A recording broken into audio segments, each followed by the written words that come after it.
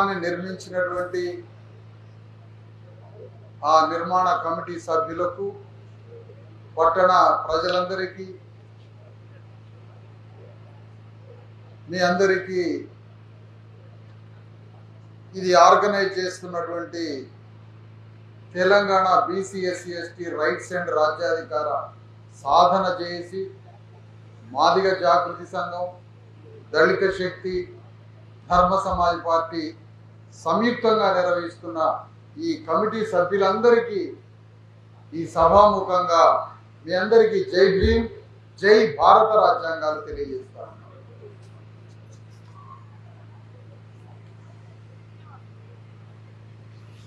ఇక్కడ మీ అందరికీ అసలు ఏంటి ఈ సభ? చాలా మంది కార్యక్రమంలో పాల్గొంటూ చాలాసేపటి నుంచి ఈ సభని అబ్జర్వ్ చేస్తున్నారు. మీరు అసలు ఏంటి ఈ సభ ఉద్దేశం? ఇదేమైనా సినిమా యాక్టర్ల మీటింగ్ అంటే మీకు అర్థమవుతుంది ఎమ్మటే, ఫలానా సినిమా యాక్టర్ మీటింగ్ అని. లేదంటే ఒక కేసీఆర్ మీటింగ్ అంటే అది అర్థమైంది, రేవంత్ రెడ్డి మీటింగ్ అంటే అది అర్థమైంది. మరి ఏం మీటింగ్ ఇది? దీని గురించి చెప్పమంటే చెప్పలేదు. ఇది ఏం మీటింగ్ అంటే, ఒక బట్టలు ఉతికే శాఖలైన 2000 సంవత్సరాల నుంచి బట్టలే ఉతుకుతుండమ్మా, నెత్తి మీద మూట పెట్టుకొని. ఊర్లో ఉన్న బట్టలన్నీ ఏరి ఆ ఇంటికి ఈ ఇంటికి పోయి బట్టలు నెత్తి మీద పెట్టుకొని, ఊళ్ళో ఉన్న బట్టలన్నీ తీసుకుపోయి సాగిరేవుకు పోయి బట్టలు ఉతికి మళ్ళీ సాయంత్రం మల్లెపూల్లాగా తయారు చేసి ఇంటింటికి బట్టలు ఇచ్చి 2000 సంవత్సరాలు బట్టలు ఉతికిన ఒక సాకలి కులంలో పుట్టిన ఒక వ్యక్తిని 2000 సంవత్సరాల నుంచి గుట్టలెక్కి అడవులలో తిరిగి గొర్రెలు కాసే బర్రెలు కాసే వ్యక్తిని, బట్టలు ఉతికే సాకలి వ్యక్తిని, గొర్రెలు కాసే గొల్లాయన్ని, ఆ ఇద్దరిని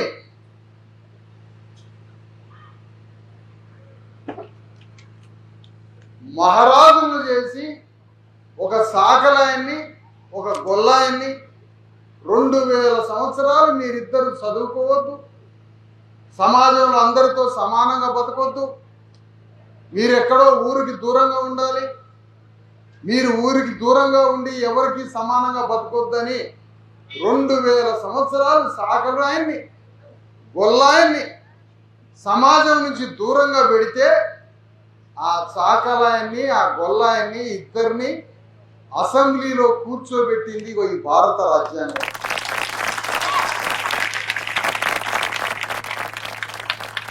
రెండు 2000 సంవత్సరాలు గుట్టలెక్కి గొర్రెలు కాసి బర్రెలు కాసి పాలన్ని గొర్రెలు కాసిన వ్యక్తి అంజయ్ యాదవ్ గారిని అసెంబ్లీలో పంపింది ఈ పుస్తకం.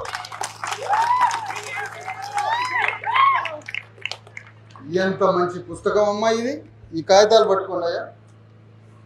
దీని పేరు భారత రాజ్యాంగం.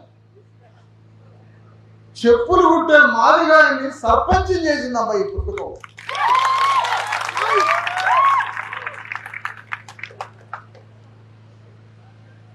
ఇప్పుడున్న ఎమ్మెల్యే పేరేంటి? ఏం పేరు? వీర్ల శంకర్. ఒక సాకలాయన. ఆ సాకలాయన రాకముందు, ఈ గొల్లాయన రాకముందు ఈ తెలంగాణ మొత్తాన్ని 12 సంస్థానాలు వెళ్ళాయమ్మ. అందులో 9 రెడ్లే, 9 రెడ్డి సంస్థానాలు. సరే, వేదిక మీద జగన్ రెడ్డి గారు ఉన్నారు, ఆయన ప్రజాస్వామ్య అగ్రకులం, మనవడే ఆయన. ఈయన్ని మనం కలుపుకొని అసలు రెడ్లను కొట్టాలి. మనం ఈ జగన్ రెడ్డిని మన దాంట్లోనే కలుపుకున్నాం. నువ్వు అటు పోతాయా, పెద్ద పెద్ద జోలికి పోతున్నావు. నువ్వు మాతోటే ఉండాలి, మా పేదోళ్ళతోటే ఉండాలి.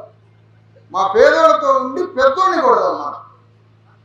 అందుకని 2000 సంవత్సరాలు తెలంగాణ మొత్తాన్ని 12 సంస్థానాలు పరిపాలించినాయా.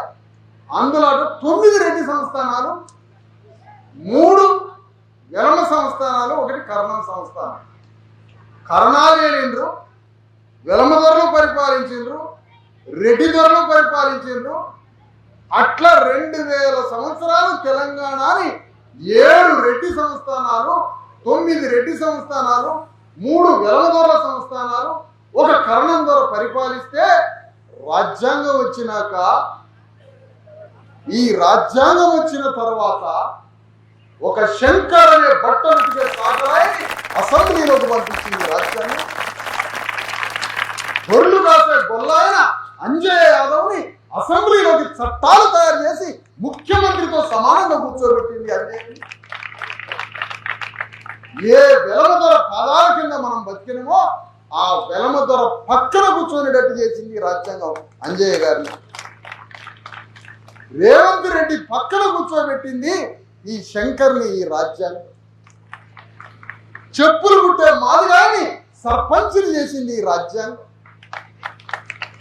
నేను మీకు ఈ సందర్భంగా ఒక మాట చెప్తున్నానమ్మా.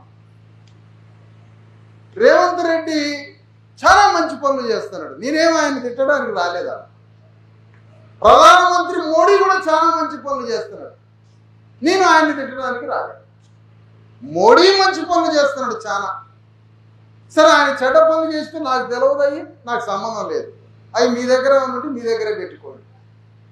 మోడీ, రేవంత్ రెడ్డి, కేసీఆర్, ఎమ్మెల్యేలు, ఈ దేశాన్ని పరిపాలిస్తున్న ఈ రాజులంతా ఏదన్నా మీకు మంచి పని చేస్తే ఆ మంచి పనికి కారణం ఈ రాజ్యాంగ వాక్యం తప్ప వాళ్ళ మంచి కాదయ్యా.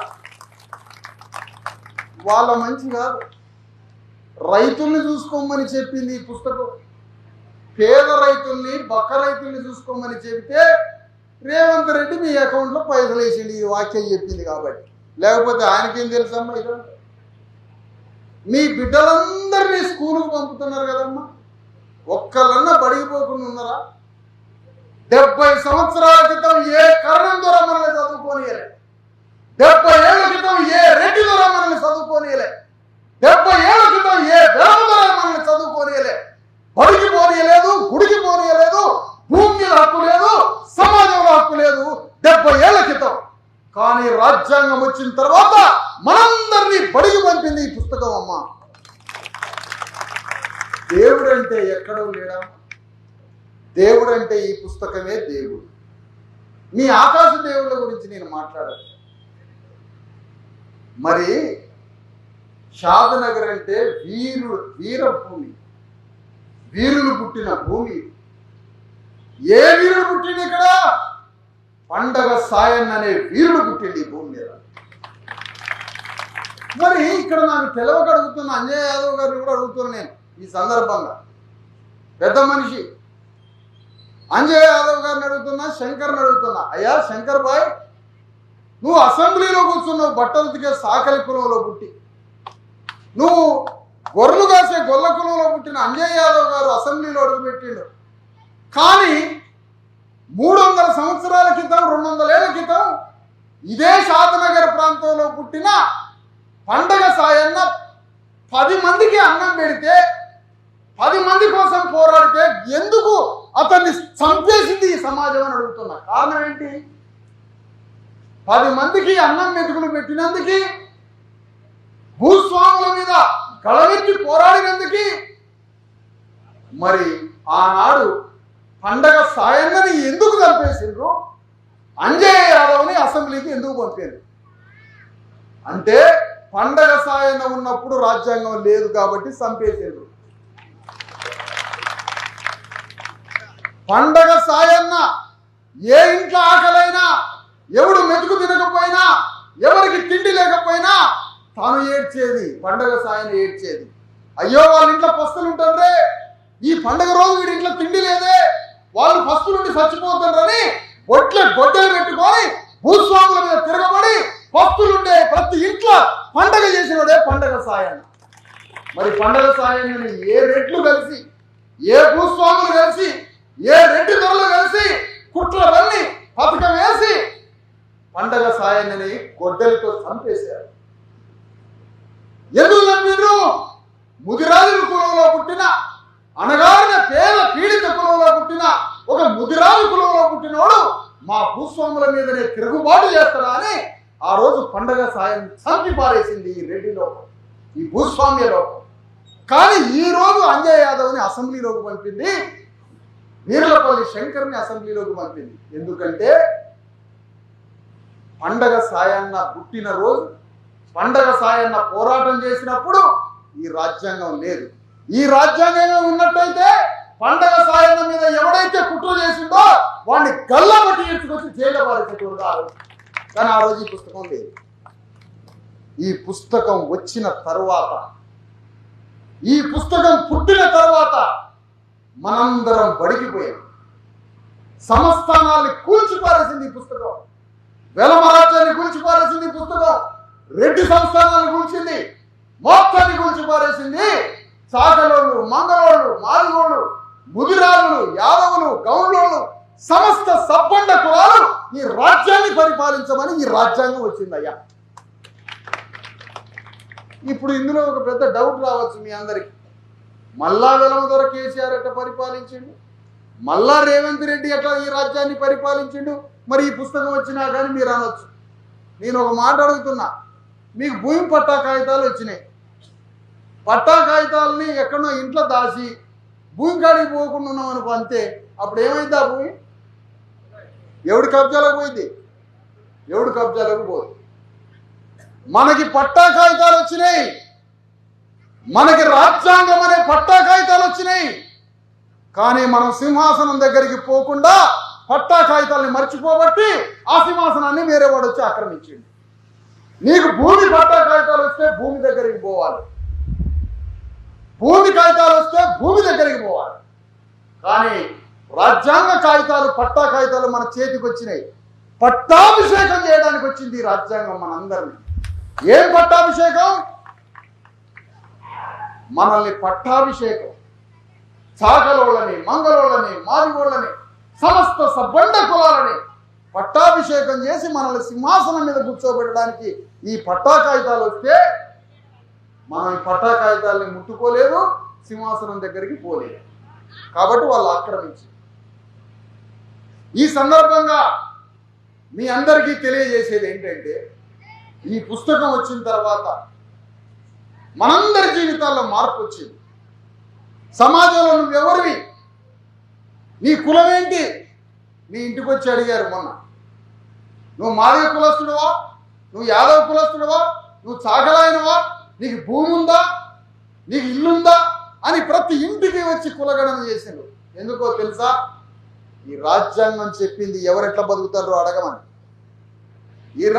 ఈ రాజ్యాంగం చెప్పింది ఎవరెట్లా బతుకుతుండ్రో అడగమని. ఆ బ్రతుకంతా లెక్క చేసి కులగణన సర్వే చేయమన్నది. కులగణన సర్వే చేస్తే ఆ కులగణన సర్వే చేయడానికి రాజ్యాంగం చెబుతున్నది ఈ దేశంలో భూమి ఎంతమంది చేతిలో ఉంది? 10 మంది చేతిలో ఉందటమ్మ భూమి. 90 మంది చేతిలో భూమి లేదు, 90 మంది చేతిలో రాజ్యం లేదు, 90 మంది చేతిలో చదువు లేదు, 90 మంది చేతిలో చదువు లేదు, ఆరోగ్యం లేదు, భూమి లేదు, సింహాసనం లేదు, ఏమీ లేదు 90 మంది చేతిలో. కానీ 10 మంది చేతిలో భూమి ఉంది, 10 మంది చేతిలో రాజ్యం ఉంది, 10 మంది చేతిలో చదువు ఉంది. కానీ మరి 90 మంది ఎట్లా బతకాలి? అప్పుడు ఈ రాజ్యాంగంలో మనందరి చేతిలో ఓటనే గండ్రగొడ్డలు తీసుకొచ్చి పెట్టిండు అంబేద్కర్ మన చేతిలో. ఇగో ఈ గండ్రగొడ్డలతో యుద్ధం చేయి, ఓటనే గండ్రగొడ్డలతో యుద్ధం చేయి, నీ రాజ్యాన్ని తెచ్చుకొని సింహాసనం మీద కూర్చో అని చెప్తుంది ఈ పుస్తకం. కానీ ఓటనే గండ్రగొడ్డలు నువ్వేం చేసినావమ్మా? కోటర్ సీసాకి ఓటనే గండ్రగొడ్డలు అమ్మేసినావు. ఇంకా నీకు రాజ్యం ఏడొస్తుంది? రాజ్యం రాలేదు నీకు. కానీ రాజ్యం తెచ్చుకోమని చెప్పింది ఈ పుస్తకం. మనం రాజ్యం తెచ్చుకోలే. ఎందుకు? నీ ఓటనే గండ్రగొడ్డల్ని 100 రూపాయలకు అమ్ముకున్నావు కాబట్టి. ఎవరి మీద అయితే నువ్వు యుద్ధం చేయాలో అతని మీద యుద్ధం చేయకుండా అతనికి 500 రూపాయలకు అమ్ముకున్నావు. నువ్వు అమ్ముకోబట్టే నీ కడుపులో ఉన్న బిడ్డ కూడా బతకుండా చనిపోయింది, నీ బిడ్డకి చదువు రాకుండా అయిపోయింది, నువ్వు సింహాసనం మీద కూర్చోకుండా అయిపోయింది. నీ చుట్టాలు నీ బంధువులు అనారోగ్యాల పాలై సాగు కబుర్లు వస్తుంటే పేదోళ్ళంతా సరిపోతున్నారు. దానికి కారణం నీ ఓటు అమ్ముకోబట్టే. నువ్వు ఓటే అమ్ముకోకపోతే మన చేతికి రాజ్యం వచ్చేది. అందుకనే ఈ సందర్భంగా ఈ రాజ్యాంగం ద్వారా ఎవరి కులం ఎంత లెక్కలు తేల్చమని చెబితే ఈ రాజ్యంలో ఏం తేలిందో తెలుసా అమ్మా?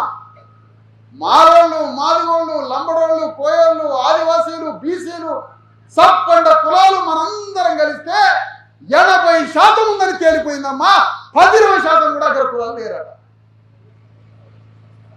మరి ఈ సందర్భంగా అడుగుతున్న ఈ వేదిక మీద నుంచి 90% మందికి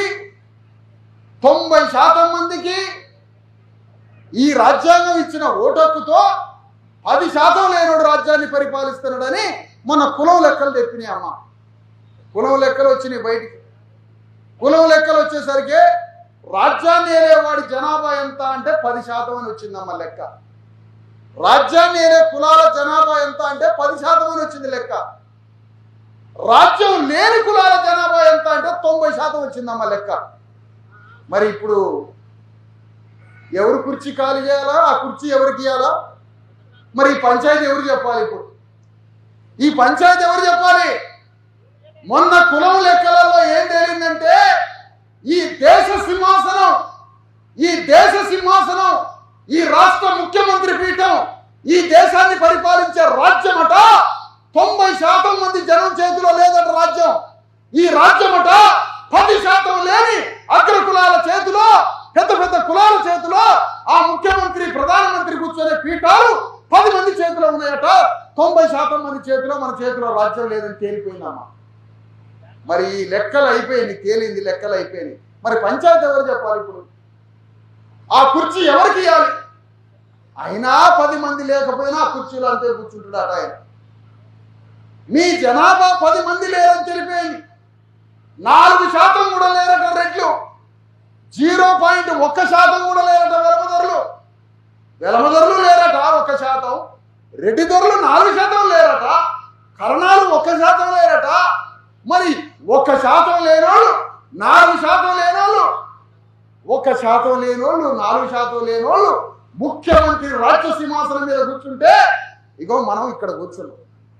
మనకి రాజ్యం లేదు కాబట్టి నీ చేతిలో భూమి లేదు, నీ బిడ్డలు గొప్పగా చదవట్లేదు, నీ బిడ్డలకు ఉద్యోగాలు లేవు, నీకు భూమి లేదు, రాజ్యం లేదు, ఆరోగ్యం లేదు, హాస్పిటల్ లేదు, దవాఖాన లేదు. మొత్తం సాగు కబుర్లు వస్తేనే సాగు కబుర్లకు పోయేస్తున్నాం మనం రోజు. కానీ ఈ పుస్తకం ఏం చెప్తున్నది? అందరినీ సమానంగా బ్రతకమని చెప్తుంది ఈ పుస్తకం అందరినీ సమానంగా బ్రతకమని చెబుతుంది. అందుకనే అందరం సమానంగా బతకాలి, సబ్బండ కులాలు సింహాసనం మీద కూర్చోవాలని ఈ పుస్తకాన్ని పట్టుకొని 10,000 కిలోమీటర్లు తెలంగాణ భూమంతా నడిచానమ్మా. నడిచి ఒక అర్ధరాత్రి పూట మీ ఊరు వచ్చిన ఆ రాత్రికి అప్పటికే ఆ స్తూపం తయారు కాలే, రాజ్యాంగ స్తూపం. నేను ఏ పార్టీ నుంచి నడవలేదమ్మా. మన సబ్బండ కులాలు బాగుపడాలని, మంచిగా బతకాలని, మన సబ్బండ కులాల పిల్లలు రాజ్య సింహాసనం మీద కూర్చోవాలని నడిచినమ్మా నేను. ఆ రోజు నడిచి వచ్చినప్పుడు ఆ రాత్రి పూటకి ఇంకా ఆ స్తూపం తయారు కాలే. ఆ రోజు మన బిడ్డలు తమ్ముళ్ళంతా వచ్చి, అన్నగారు మీరు ముందుకు నడవండి, మరొక రోజు ఒక గొప్ప కార్యక్రమం చేసి అందరిని పిలిచి ఆ రాజ్యాంగ స్తూపం ఏంటో, దాని బలం ఏంటో, ఈ పుస్తకం మనల్ని ఎట్లా బాగు చేసిందో ఒక పెద్ద సభ పెడతాం, ఆ సభలో వచ్చి మీరు మాట్లాడండి అని చెప్పి ఆ మాట ప్రకారం ఈ స్తూపాన్ని ఇలా ఆవిష్కరించారు. నేను అంటానమ్మా, మా రేవంత్ రెడ్డి దేవుడు, మా ముఖ్యమంత్రి కేసీఆర్ దేవుడు, మా రాజశేఖర రెడ్డి దేవుడు, మా ఎన్టీ రామారావు దేవుడు అంటే వాళ్ళకి మంచి బుద్ధిని ప్రసాదించి వాళ్ళు ఎట్లా పరిపాలించాలనో వాళ్ళతో మంచి పనులు చేసిందే ఈ పుస్తకం. దీన్ని మొక్కండి అమ్మ, దండం పెట్టండి. నువ్వు రాజశేఖర రెడ్డిని మొక్కుతావాట, కేసీఆర్ని మొక్కుతావాట, రేవంత్ రెడ్డిని మొక్కుతావాట, ఎన్టీ రామారావుని మొక్కుతావాట. మరి వాళ్ళ నలుగురు చేత మనందరినీ ఎట్లా పరిపాలించాలనో చెప్పిన పుస్తకానికి మొక్కవమ్మ నువ్వు. మొక్కండి ఒకసారి, మొక్కండి. మీ బిడ్డలు చదువుకోవడానికి ఈ పుస్తకం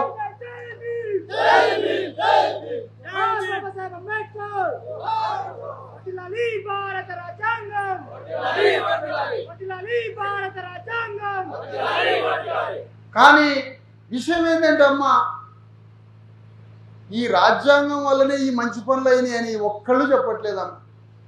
మీకు ఓటు హక్కు ఇచ్చింది ఈ రాజ్యాంగం అని రేవంత్ రెడ్డి చెప్పడాటమ్మా. ఈ రాజ్యాంగం ద్వారానే మీకు ఓటు హక్కు వచ్చింది, అంబేద్కర్ ద్వారానే ఓటు హక్కు వచ్చింది అని కేసీఆర్ సార్ చెప్పడట, ఎన్టీ రామారావు చెప్పలేదట, రాజశేఖర రెడ్డి చెప్పలేదట, ఇప్పుడున్న ముఖ్యమంత్రి చెప్పలేదట. మనందరి బొడ్ల ఓటు అనే గండ్రగొడ్డలు పెట్టింది ఈ పుస్తకం అమ్మ, అంబేద్కర్ అమ్మ. మరి మీకు అర్థం కావాలా, మాకెందుకు సారు, మాకు భూమి లేదు, తిండి లేదు, ఇల్లు లేదు, మాకెందుకు ఓటు హక్కు ఇచ్చిండని మీకు అర్థం కాలే. ఎందుకు ఇచ్చిండో తెలుసా నీకు ఓటు హక్కు? ఎందుకు ఇచ్చిండు? నిన్ను తీసుకుపోయి ఆ సీఎం ముఖ్యమంత్రి రేవంత్ రెడ్డి కూర్చొనే కుర్చీలో మనల్ని కూర్చోబెట్టాలని పుస్తకం రాసిండు అంబేద్కర్. అందుకనే అడుగుతున్నాం, సామాజిక అన్యాయం ఏంటి, సామాజిక న్యాయం ఏంటి? సామాజిక న్యాయం అంటే 90% మంది ఉన్న బీసీ ఎస్సీ ఎస్టీలు ప్రధానమంత్రి పీఠం మీద, ముఖ్యమంత్రి పీఠం మీద మనం కూర్చోవడమే సామాజిక న్యాయం. అదే సామాజిక న్యాయం. సామాజిక అన్యాయం అంటే ఏంటో తెలుసా? 100కి 10 మంది లేనోడు, 100కి 5 లేనోడు, 100కి 4 లేనోడు, 100కి 1% లేని అగ్ర కులాలైన 10% మంది రాజ్య సింహాసనం మీద కూర్చుంటే అది అన్యాయం అమ్మ. అందుకని ఈ వేదిక మీకు చెప్తున్నా, ఇక్కడ పేద అగ్ర కులాలు ఉన్నారు, చాలా మంది పేద అగ్ర కులాలు ఉన్నారు. మీరు మావోడు మావోడు అని మీరు రంగు పూసుకొని తిరగబాకండి. పేదవాడిని మీద పేదవాడే జాలి చూపిస్తాడమ్మా. పేద అగ్ర కులాలు ఎవరన్నా ఉంటే, పేద అగ్ర కులాలు మాతోడినటువంటి బీసీ ఎస్సీ ఎస్టీలతో మీకు న్యాయం జరిగిద్దని చెప్తున్నాం ఈ సందర్భంగా. ఎందుకంటే పేద అగ్ర కులాలు ప్రజాస్వామికవాదులు, పేదలైన బీసీ ఎస్సీ ఎస్టీ ప్రజలతో ప్రయాణం చేయమని కోరుతున్నాం మిమ్మల్ని అందరూ. ఎవరి పట్ల ద్వేషం లేదు. ఈ కులగణనని మన ఇంటికి వచ్చిందమ్మా. కులగణన సర్వే ఎందుకు వచ్చింది? ఎవరికి ఏమీ లేదు, భూమి లేదా? అయితే 10 మంది దగ్గర ఉన్న భూమిని ఈ 90 మందికి పంచుదామని చెప్పి మన ఇంటికి వచ్చారు. మీ చేతిలో రాజ్యం లేదా? అవ రాజ్యం 10 మంది చేతిలో ఉంది, అది పంచడానికి మన ఇంటికి కులగణన సర్వే వచ్చిందమ్మ. ఇక మీకు బర్రె లేదా, గొర్రె లేదా, మీ పిల్లలు చదువుకోలేదా, మీకు భూమి లేదా, మీకు రాజ్యం లేదా, అవన్నీ అడిగి ఆ అడిగిన ప్రకారం 10 మంది దగ్గర ఉన్న భూమిని 90 మందికి పంచండి, 10 మంది దగ్గర ఉన్న రాజ్యం 90 మందికి పంచండి అని ఈ పుస్తకం చెప్పబట్టి ఆ కులగణన సర్వే మన ఇంటింటికి వచ్చిందమ్మా.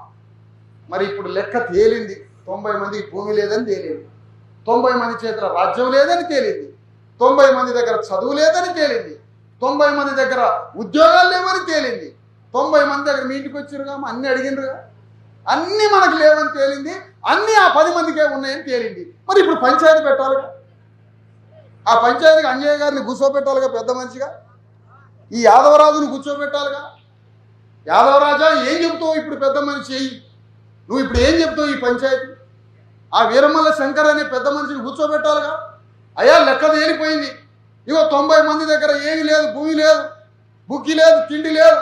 అయ్యాల మా తాతలు తలపాగా చుట్టుకొని ఎండిన ఎముకలతో సొక్కా లేకుండా 12 దాకా బువ్వ లేకుండా యాప్ల నోట్లేసుకొని 1 గంట 2 దాకా బువ్వ లేకుండా తలకి పాగ తీసి సంకలు పెట్టుకొని చెప్పులు పట్టుకొని మధ్యాహ్నం 2 దాకా బువ్వ లేకుండా తిరిగిన మన అయ్యల సొక్కా లేకుండా. తెలుసా? గంజి నీళ్ళకి గతి లేదు, గంజిల ఉప్పు లేదు, గంజిల మెతుకు లేదు, రేగడి మట్టిలా సల్లబోసుకొని తిన్న తాతల బిడ్డలం మనం.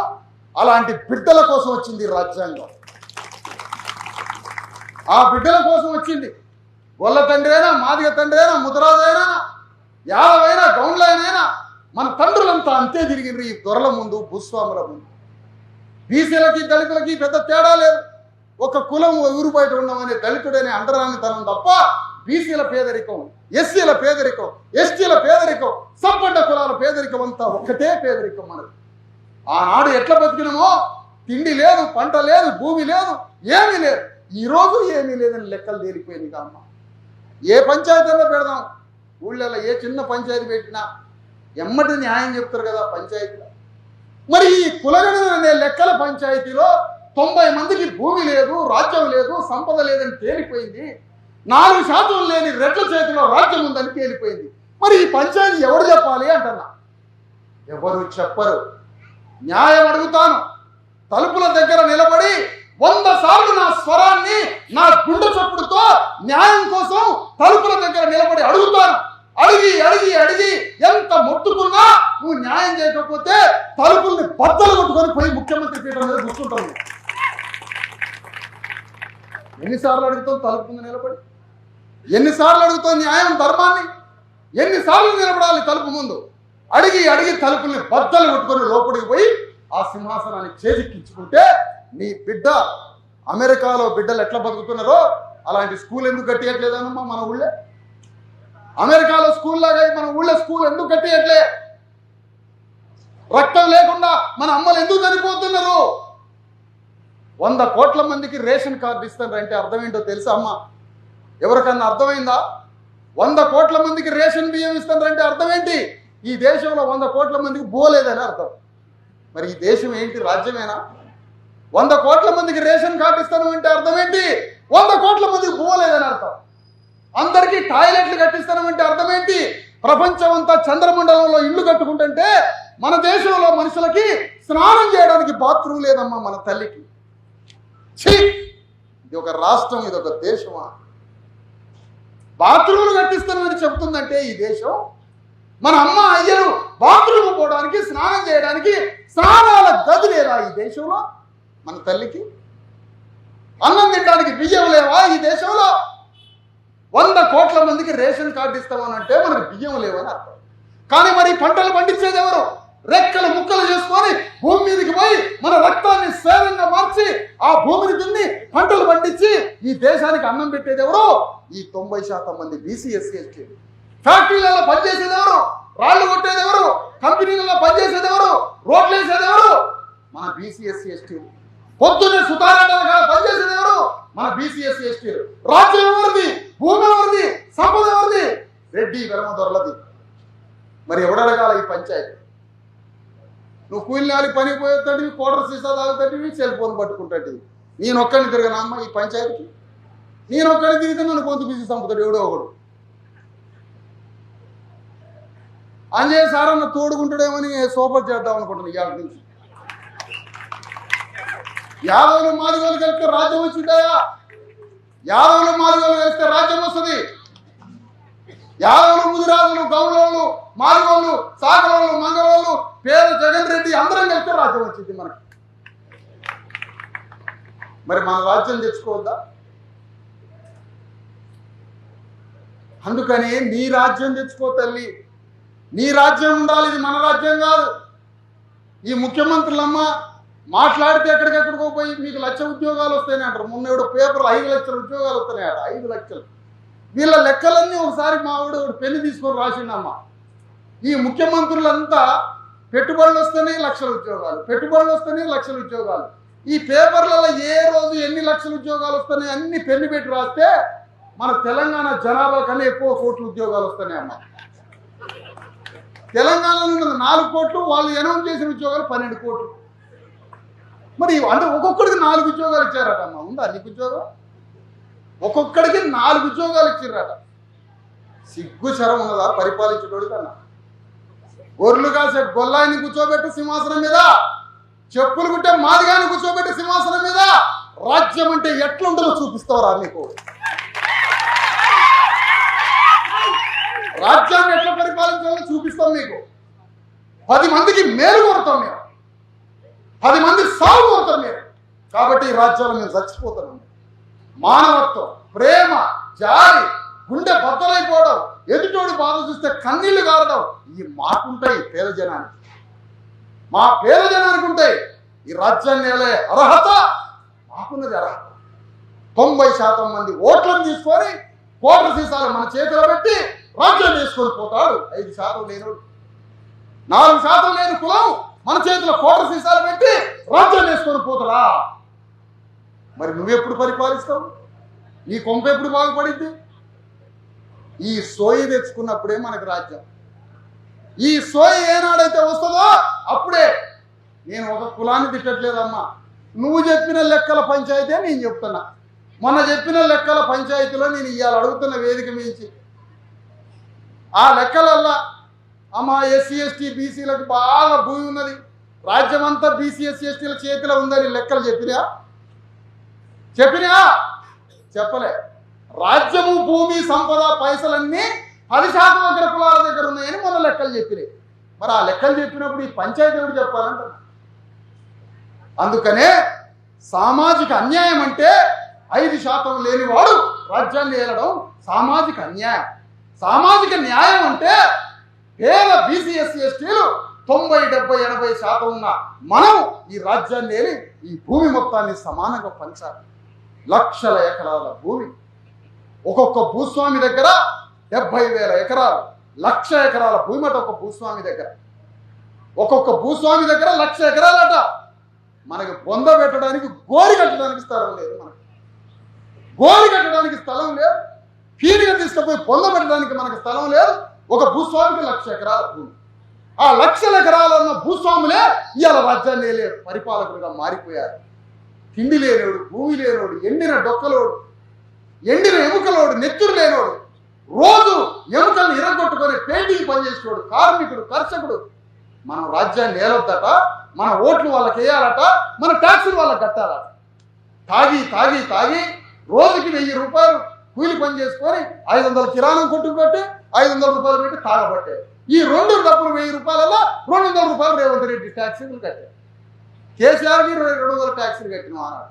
ఇవాళ ఉన్న రేవంత్ రెడ్డికి 200 ట్యాక్సీలు కడితే మనమే ట్యాక్సులు కట్టి మనమే ఓట్లేసి పోలీసు వాళ్ళు బీసీ ఎస్సీ ఎస్టీలు మనోళ్ళే, ట్యాక్సులు కట్టేది మనమే, ఓట్లేసేది మనమే, చివరికి పరిపాలించే రాజ్యాంగం రాసింది మనమే. వాడు చక్కగా పోయి చల్లగా కుర్చీలో కూర్చొని పరిపాలిస్తాడు. ఈ రాజ్యాన్ని పరిపాలించడమే, ఈ దేశాన్ని పరిపాలించడమే మన ధర్మం. మన ధర్మం ఏంటి? ఈ రాజ్యాన్ని పరిపాలించడం. ఆ ధర్మం కోసం నువ్వు బతుకు అంటున్నా. మనకు ధర్మం తెలియదు. ఎవడు డబ్బులు కొడితే అటుపడి ఉరకటం, ఎవడు మీటింగ్లు పెడితే అటుపడి ఉరకటం, వాడేదో 4 రూపాయలు ఇస్తే తాగటం, తందనాలు ఆడటం. గౌరవంగా బతకాలనే ఆలోచన లేదు, ఆత్మగౌరవం లేదు. పైసలు ఇవ్వడం, ఆ పైసలు తీసుకోవడం, నీకే ఓటని వానికి చెప్పడం, వీని దగ్గర పైసలు తీసుకొని వీనికి నీకే ఓటు అని చెప్పడం, ఓట్లు అమ్ముకోవడం, తాగి కింద పడటం, బజార్లో పడటం. మా వాళ్ళకి చెప్పండి అయ్యా, కొంచెం మా వాళ్ళకి చెప్పండి. నేను ఈ వేదిక నుంచి అడుగుతున్న రెడ్లందరినీ, మీరు ఏడ బజార్లో పడి తాగి డబ్బులు కొట్టడం ఏం కావాలి? అది ఏందో మాకు చెప్పరాదా? మతలబు మా వాళ్ళు ఎందుకు తాగి రోడ్ల మీద పడతాను? మేము ఎందుకు మంచిగా రోడ్ల మీద డిగ్నిఫైడ్గా మేము ఉండట్లేదు?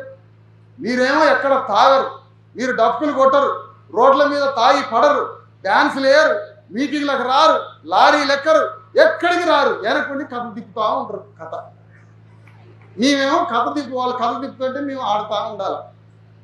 ఎన్నాళ్ళు ఈ ఆట? అందుకనే ఈ రాజ్యాంగానికి వందనం ఎప్పుడు చెప్పాలి? ఈ రాజ్యాంగానికి సెల్యూట్ ఎప్పుడు చెప్పాలి? ఈ రాజ్యాంగానికి సెల్యూట్ ఎప్పుడంటే మీ బిడ్డల్ని, మన బిడ్డల్ని రాజ్య సింహాసనం మీద కూర్చోబెడితే వడ్డించేవాడే మనోడైతే ఎక్కడో కూర్చున్నా మాసం ముక్కల్ని విస్తరలకు వచ్చి పడతాయి.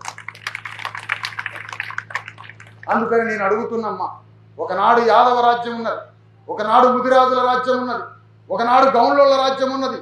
దానికోసం పోరాడిన సర్వాయి సర్దార్ పాపన్న గౌడ్ రాజ్యాన్ని పరిపాలించిన చరిత్ర ఉంది. పండగ సాయన్న రాజ్యం కోసం పోరాడిన చరిత్ర ఉంది. సమ్మక్క సారలక్కలు రాజ్యం కోసం పోరాడిన చరిత్ర ఉంది. కొండా లక్ష్మణ్ బాపూజీ రాజ్యం కోసం పోరాడిన చరిత్ర ఉంది. యాదవ రాజ్యం, ముదిరాజుల రాజ్యం, గౌండ్ల రాజ్యం, ఆదిజాంబుడు మాదిగల రాజ్యం, ఎస్సీ ఎస్టీ బీసీల రాజ్యం. ఒకనాడు ఈ భూమండలం మీద రాజ్యాన్ని పరిపాలించిన రాజులం ఇవాళ భూమి లేదు, సంపద లేదు, చదువు లేదు, తిండి లేదు.